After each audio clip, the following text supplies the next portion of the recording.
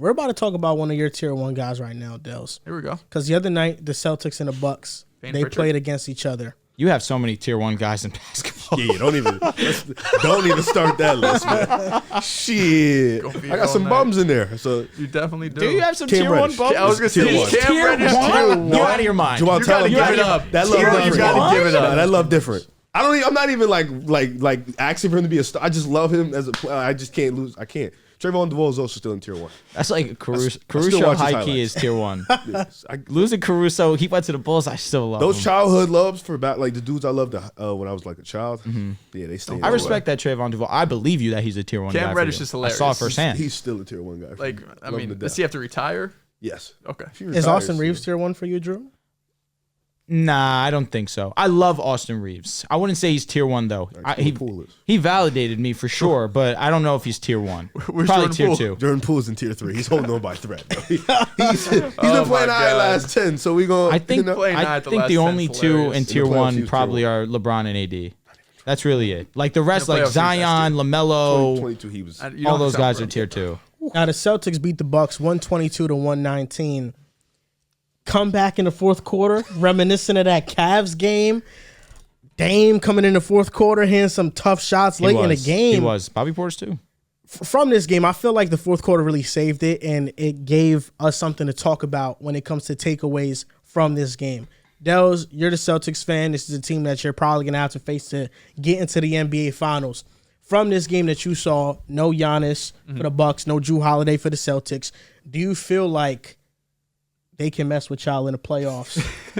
I was wondering where this question was going to go. Funny how you spin that like that. I was happy to see this topic stay up even after we beat them because I knew if we lost it would be up here. But I'm happy even though we got the W. We're talking it's still about up the here. Celtics, man. I know Celtic. He had a positive. I Jayson couldn't Tatum believe. tweets. I'll be honest. I didn't like Slick. it. He's slick. I didn't like it. He's slick. Why didn't you like it? How did you like it? I didn't like it because I would rather you stay on the side of either say nothing at all or negative. Like Jason me with Tatum. Jaylen Brown. Fair. I don't say anything no more. Yeah, I mean, respect can't say you anything. keeping the consistent, most unbiased analyst in the world. That's Won't fine. catch me dead But saying anything nice. you can't say something nice after you have been so vocal on how he has nothing elite about his game. That's still valid. That's still valid. You could argue his defense is elite. I never He's still said. pretty efficient. When did, Maybe not. Am I elite, but he's bugging? damn Hey, efficient. Rev, what up, gang member? did I say we he talk had about nothing game? elite about his game, or he had nothing elite on offense? I thought No, it you was said game. I thought you said said game? game too. Yeah, I thought you said. I thought it said- was. I said elite trait. offensive I think he game. might have said elite Elite trait. I think it was You elite said trait. Yeah, Elite yeah. offensive game, because defensively, No, you say he He's doesn't have an elite. elite skill. Yes, it was On skill. offense. It was like trait. But it was skill. elite I don't know if on you ever offense. clarified. I don't know if Listen, I don't if you know want to if clarify now on offense, Yeah, clarify now. okay. yeah, I But thought I his clarified defense it on the video. is elite. I guess I got to check it back, but Just clarify right no, now. offensive skill set. That's what I don't think there's You anything might have elite been about gearing him. towards just talking mainly about offense. And I still feel that way. I think there are some trends going in the positive direction for him, and 30. we can talk about how he's going to gear up towards the playoffs. But I still feel that way. He still has to prove himself. There's no doubt. But the way he closed out the Bucks game, he was clutch, and he made some quick decisions. What's Tatum and have he to was prove? aggressive. Just winning a championship. I feel like he just doesn't have to be the reason that they lose. I mean, yeah, I think That's that's it. That's fair. You know, I mean, if that bar you- is so low to be like the reason not to lose like that. Well, that's the very thing. low Well, bar. to be fair, I understand. I mean, he wasn't the reason they lost against In the finals? Heat. In the finals, In the that's finals, what yeah. I assume he's talking Against the about. Heat, the second time, you could argue that they lost because he got hurt, and that's the big reason. They shouldn't have been down, though. Shouldn't have been down 0-3 either, for sure. No way. But let's talk about this game, Bucks Celtics. Like you said, it got close in the fourth quarter because for a majority of this game, I felt like Celtics were in control. In the start of the fourth, with about 9-10 minutes left, they were up 19, 20 points. But the Bucks got hot. You know, Bobby Portis hit some big shots. You saw Dame hit some big shots. Down the stretch, they went back and forth. I don't think it ever got closer than a 2 or 3 point game. But you mentioned in your tweet, and Joe Mazzulla even said it after the game too, how it's been a while since they've been one of those clutch games. You know, the Celtics are going to finish the year with one of the highest point differentials in NBA history. I believe they're fourth right now at all time, around plus like 11 or something crazy. And honestly, they aren't in a ton of clutch games. They could smoke a lot of teams and do it even with players who are injured. So this was a time that people are like messaging me and saying like, how are you in a close game with it? Like no Giannis is playing. I'm like, it's the NBA. You know what I mean? Like we were up 13 with 6 minutes left. They won a 10-0 run. and then down the stretch went back and forth. But I'm not going to sit here and be like, we barely beat them without Giannis. I'm sitting here saying, down the clutch, 6 minutes left, we made some really nice plays on offense. I thought a great thing Jaylen Brown did, a bad thing Jaylen Brown did. He bricked 2 free throws with a couple minutes left, but then redeemed himself right after and made 2 free throws. Since the All-Star break, bad foul too. Since the All-Star break, he's been shooting I think 67% from the free throw line. It's really been bad. He's been great from the field, great from 3. I don't know if it's a mental thing. His free throw form has a hitch in it too. I've never really loved it. But just to get away from that, last season the Bucks won against the Heat without Giannis, and they lost with Giannis. So when people are tweeting at me saying that, how can you take this as a positive because Giannis is playing? I'm like, we just saw last season that your best player could be out and you could still win games and vice versa. So I'm happy that the Celtics got this clutch opportunity. I thought they showed some good things, but it's been the same thing all season for them. It doesn't matter what they do. If they win this game, they lose this game in the clutch. The Cavs game, they blow a 20-point lead. Until they do it consistently in the playoffs, until they do it against the fucking Miami Heat again, go to the finals, it's going to be the same conversations. So they only really have a couple tough games remaining on their schedule. I think they only need 3 more wins to clinch the first seed in the East, which is insane because we haven't even hit April left. Yeah, it's insane. April, I think we play the Thunder one more time, but for majority of the season, I think the Celtics are going to coast. They have the 1 seed locked up. They're going to rest their guys. Drew Holiday's been a bit banged up. Jaylen Brown, Tatum, and Porzingis have all dealt with kind of these minor injuries. So this felt like kind of maybe the last test of the season for them. It was unfortunate that Giannis was out, but overall, a win's a win. It's funny that we're having this conversation because understanding that Giannis didn't play and it was a close game, it's one of the main reasons that we are having this conversation. But I still look at this game not more so taking away, wow, Jayson Tatum was great down the stretch. Payne Pritchard had arguably the best game of his career in a meaningful game. Those really aren't my takeaways, more so looking at Milwaukee and the team that they are, because they have been a big question so far this season, understanding that you have Giannis, you have Dame. This is one of the best duos that we've seen in this game.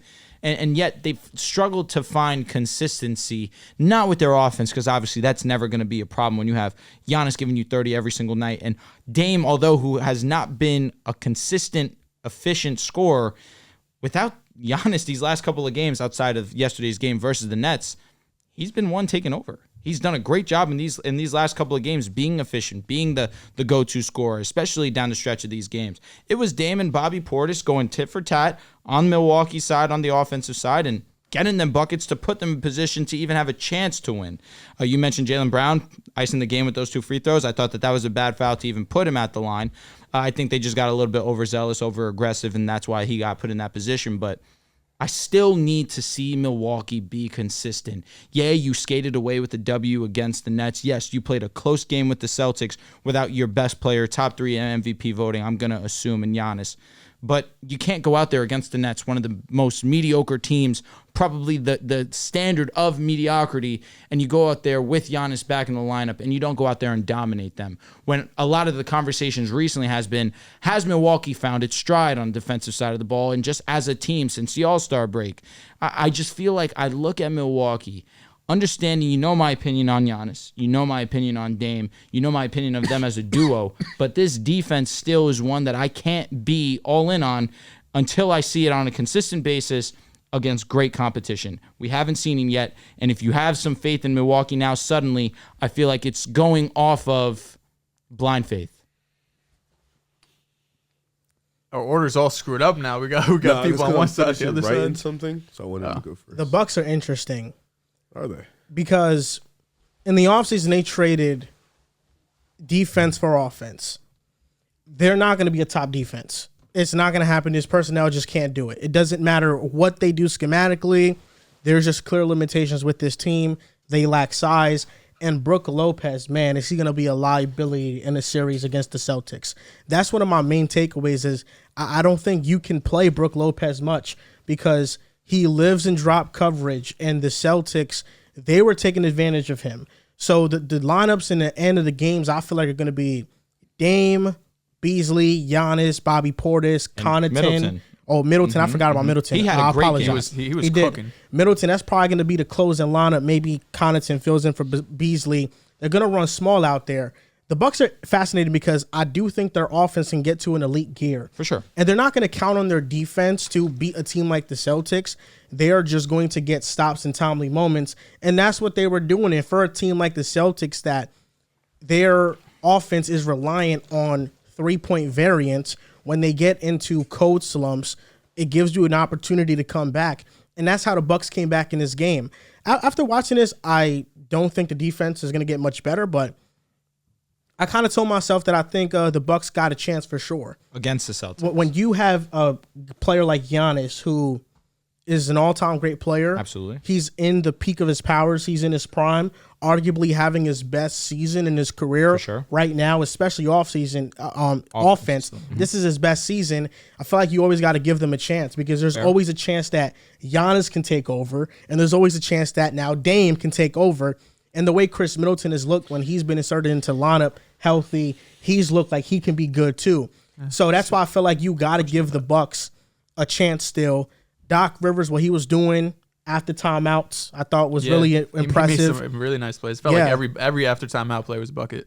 For sure. You know, Bobby Portis was trying to sink in that third straight three. That left side of the court, bro, he was just automatic for sure. And he took one on the top of the key. And man, if he would have made that, I think the Bucks would have won the game. But that was such a momentum swinger, him not making it. So I think the Bucks definitely got a chance. For the Celtics, Tatum in the fourth quarter was aggressive. He was attacking mismatches. It wasn't just him as a scorer, though. It was him with his decision-making when Derek White was on the top of the key and Jayson Tatum, who was being guarded by Pat Bev, who just replaced Dame, points to Jaylen Brown's matchup, Malik Beasley, for Derek White to get him the ball. Those are the type of decisions that I feel like in the moments you have to make them sharp. And Tatum deferring because Brown has a better mismatch.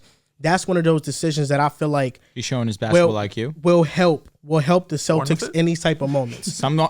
Was he chosen? Can be learned, but some are chosen. Some are chosen to play basketball. So that's what I got away from the Celtics. And I think if you are a Celtics fan like you are, Dels, I would just want to play in close games for the rest of the season. Yeah, get reps. As much reps as you guys can get in the fourth quarter, closing out games, the better for Boston. It sucks because historically we've known Tatum to be clutch. That's really it's this just season. Been this season terribly correct. unclutch, like one of the worst, if not the worst. Of the that's not true. Last year he wasn't clutch in the fourth quarter either. Well, from a field goal percentage standpoint. Well, again in the playoffs he was clutch. Oh, no, I'm talking about like the last three regular seasons. I really don't care about the regular season and those statistics. I really don't. What matters to me is when you get into the playoffs and you get into those moments. Again, the finals, fair. You could argue he wasn't clutch there, but we saw him be clutch against the Heat. We saw him be clutch against Philadelphia.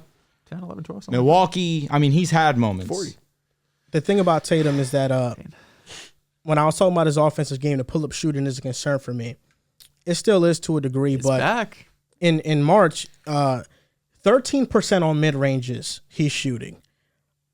43.4% on jump shots, so all around pretty efficient. It's 38% on the season, but he's at 56.2% EFG on pull-up shots. And he's 46% on pull-up threes. The amount of threes he's taken, pulling up, and the volume he's hitting it at right now is awesome. It's up from 35% from like the rest of the season. So this is the type of Tatum that they need in order to win a championship. Yeah, gear up at the right time. I know in certain instances we're not overly moved by the March and the April runs, but again, when you are at this level and you're going and your ultimate goal is to compete for a championship, you got to get right for the postseason. And right now, he's getting hot at the perfect time. Since January 1st, he's shooting over 40% on 6 pull-up threes. Yeah, and January was 40%, February was 35%, and this month has been 46% on 6 attempts. So he couldn't shoot on Black History Month. And fucking Dante DiVincenzo was out there cooking everybody. The Bucks had the 29th ranked defense in the last 10 games. 29th ranked. Giannis missed a couple games. They destroyed the Suns. Mm-hmm. Went out there, had a struggle game with the Nets. Happens to the best of us. For sure. Coming off an injury. Yeah, made it a competition against the Celtics. I fear for this matchup just for the sole reason that Boston has multiple bodies to throw at Dame, which means the fact that they do have that and the fact that, they have guys to throw out. Chris Middleton, Brook Lopez, you'll leave him out there and stuff. And they don't have that fifth starter, and that bench is very weak. Boston's going to be able to, hone in on Giannis, because Giannis right now, like his mid range hasn't been good. In the short mid, 34 percentile, long mid, 40 percentile. His threes obviously 28th percentile on non-corners, 15 on all threes. And he doesn't shoot corner threes ever, which makes sense. So he's primarily 97th percentile at the rim. So he's still one of the most dominant players in the paint. But like, I fear that Boston's going to be able to hold in on Giannis and allow that defense, allow the guys that they have, Drew, Derek White, to just let Dame cook up. Because on offense, the Bucks don't have an answer for them. Like, they just don't. Unless Boston, which I saw in that game, get into their psyche a little bit, let the Bucks come back, which is the only reason, like the only way you're going to beat this team is you got to get into their IQ. LeBron said it when they had the 2022 finals, like they lost because of IQ. Mm-hmm. So you have to hope, and Miami tends to beat them off of IQ, being smart, making the right plays, not having the most mistakes. And that's how you got to beat a team with this talent, especially a young team like Boston. They're still relatively young. So, you try to beat them with their IQ, but I fear that this team may not be equipped to do that. I think Giannis is a great player. Dame is still a great player. You have that 1-2 punch. But when you have a team in Boston who has 1, 2, 3, 4, 5, possibly 6 punches to give you, it's really tough, especially with this defense not being good. Like, they don't even have the personnel nor the coach to really build up a comparable defense. And then when you have Dame out there, you have Pat Bev out there together sometimes. That looks a little funky. They tried to play zone with those lineups a few times. You got Porzingis in there now. He had a huge rebound at the end of the game. Yeah, honestly, that's really what I used to. So I think this is just a difficult matchup just because the personnel isn't there. Giannis and Dame are great. If they pull this one out, they're going to have to go on Herculean runs, which they have the talent for it. For me, I trust Boston more. I trust their schematics more. I think Joe. Trust Joe Mazzulla. Joe's been cooking this year. That's why I haven't said anything again. I don't say anything. So Joe has been cooking this year. So I think, for me personally, I don't think it'll be a sweep or nothing. But I won't wake up and think, oh, the Bucks are going to win this series. I think Boston, in my mind, is going to comfortably win the series. You mentioned something interesting about IQ because I feel like late in that game, it showcased the lack of IQ for the Bucks. Malik Beasley reaching over and getting that foul on Jaylen Brown. That was bad. I thought Doc Rivers made an excellent decision. I know that Dame wasn't happy about it, but subbing out Dame for Pat Bev to be in the game, it essentially let the ball go to Brown instead of Tatum. That's what that decision did. And Malik Beasley ruined it with the foul while being in the bonus. Mm-hmm. And then Brown gets 2 free throws. That's their next clutch hit. Exactly. That's the possession you need to get a stop. So their lack of IQ showed, especially early in the game when they were daring Boston to take threes. And they were giving Tatum too much space. It was just ridiculous. Tatum had 20-something in the first half. I'm curious to see how much or who plays defense on Dame in that series because we didn't have Drew in that game. Because Jaylen Brown... you start with Drew. It could be. So I think Jaylen this whole more. season has been taking the best player on offense. Shooting with Luka. This past game, he defended Dame on 34 possessions. Dame scored 7 points on 2 of 4 shooting. Derek White was second most, 12 possessions, 0 points on 0 for 1 shooting, 2 turnovers. So they both did a pretty good job on him. But yeah, without having Drew on there, without having Drew in the lineup, that's going to change things. Let me ask you guys a question. At what point, if you're Doc Rivers, do you think about starting Bobby Portis over Brook Lopez? Because in this game, we saw Brook Lopez almost play less than 20 minutes, and Bobby Portis played a majority of this game, 33. Is that a realistic idea? Maybe in the playoffs. He'll close. He won't start. Mm-hmm. I think he's their 6th man, kind of how Doc Rivers had Lou Will for the Clippers. I get that, but how you mentioned in terms of playing drop, Bobby Portis has the ability to also do both. We saw him struggle with that actually early in the season. Great coaches. I've seen Ty Lue bench his bigs for a series and fuck it. Marcus Morris is starting at the 5. This is the lineup. So if it works in the playoffs, you got to throw out your best lineups. Also, no, let me not say that because that's incorrect. I'm thinking that Brook Lopez wasn't there the year that they won the finals or that he was hurt. He was there. But I think about how great Bobby Portis was in that series too and how impactful he was. Obviously, that was his role, that 6th man off the bench. But understanding that Brook just athletically is just not at that position. He's older now. Bobby Portis can do both. He can play up. He can play and drop coverage. That's kind of how they've kind of fixed that problem out in transition where they're not getting beat. They're more of a rebounding team now because they are back to playing drop. Under Adrian Griffin, they had playing the opposite because they wanted to go out there and run. But I look at Bobby and what he can offer this team right now, which is a little bit more athleticism than Brook. Obviously, still provides spacing for them. I wonder if that is a change that is looked at strongly come playoff time. No, I think you keep Giannis at the 4, put Bobby at the 5. The thing with Brooke has always played drop. The thing is they had Drew. And Yeah. Drew fights over everything. screen. Fair enough. Man. Good So point. it's like you had those two in that 1-2 tandem. You got Drew hounding you, Brooke Lopez long wingspan, and the way he goes up vertically, he's just great at that. So he's always been in drop, but they had the personnel to be okay in drop. Because the way I think about it is, let's say you have Bobby Portis, and let's just say hypothetically either a Dame or a Malik Beasley, maybe even a Chris Middleton. In that position where you have Bobby Portis play up on the screen and you play the guy who does have the ball. If you have Giannis playing the hover there, if the big is just going to roll and go to the paint, you still have Giannis there. So I just look at if Brooke is, well, that's what they've been doing for a majority of Brooke's tenure over there. Boston got 5 shooters. For sure. At all times. But that's why I feel like, especially where if they do have the shooters and Brooke's just going to play drop, you have Bobby Portis But even in that can situation, play up. Giannis comes play help side. If you have a good enough passer to make the skip pass to the corner, and if Giroux's in the corner, he's been automatic in there. So that's 46%. It's matchup dependent. Against a team like Orlando, Brooke will be out there, a team that can't shoot like that. Yeah, for sure. So I feel like that will only be something that Doc Rivers does if they're in the playoff series.